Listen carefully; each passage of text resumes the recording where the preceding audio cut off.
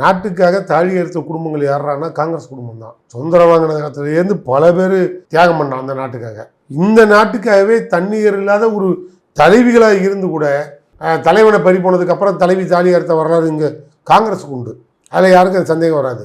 புரியுதா? உடம்பு செதறி ரோட்டில் கிடக்கும்போது கூட முதல்ல அறுக்கிறது தாலி தான் தூக்கி ரோட்டில் வைக்கிறான். அவங்களுக்கு அதை பேசுறதுக்கு எல்லா தகுதியும் உண்டு. பிஜேபிக்கு யாருக்கு எந்த தகுதி உண்டு?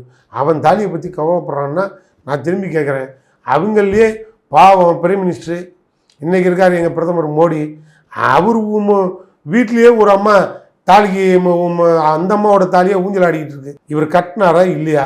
இல்லை அந்த தாலி இருக்க இல்லையா? அது அறுத்துட்டாங்களா வச்சுருக்காங்களா?